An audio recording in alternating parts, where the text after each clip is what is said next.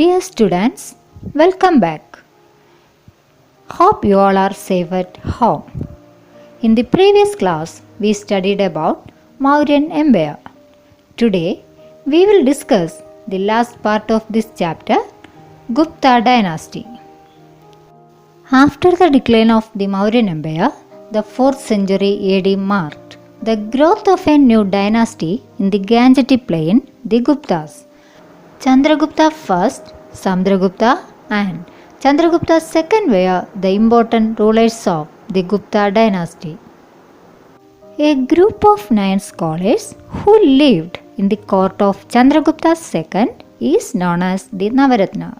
They were Kalidasa Khadagarphara, Shabanaga, Vararuji, Varahamihira, Vedalabhatta, Dhanvantari, Amarasimha and Shangu. Have you heard these names? Many works were written in Sanskrit during the Gupta period. Kalidasa was the important literary figure of the period. Abhijnana Shakuntalam, Megha Sandesham and Kumara Sambhavam are his great works. Have you noticed the iron pillar in the picture?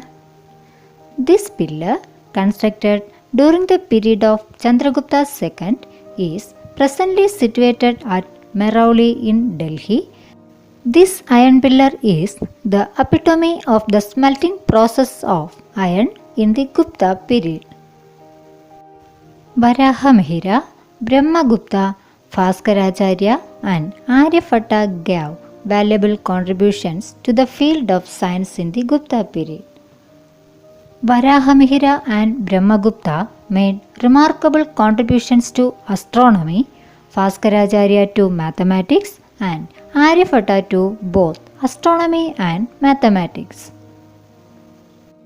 The given picture shows the remnants of the Nalanda University, a famous educational center in ancient India.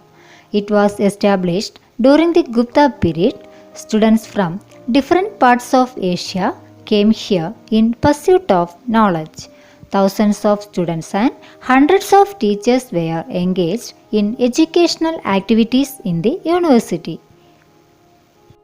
The Gupta period was marked by excellence in the fields of science, art, literature and education. These are the pictures of some monuments that we have discussed in this chapter. Each of them signifies the progress in a particular fields. They are sculpture, script, architecture and education. Is it clear?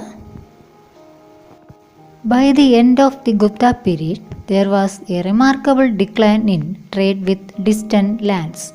More people engaged in agriculture. There was an increase in social inequality during this period. This is an activity for you. The names of famous scholars of the Gupta period are given in the table.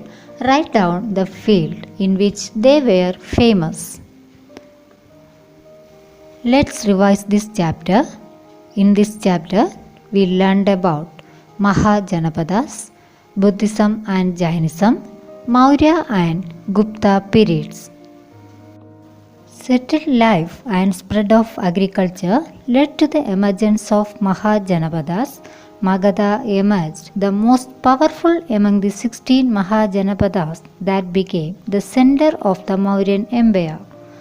Jainism and Buddhism originated in the 6th century BC.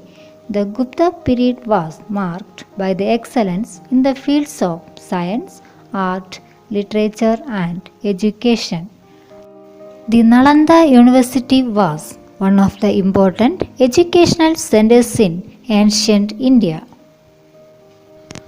Hope you all understood about these topics well. We will see you in the next class. Thank you.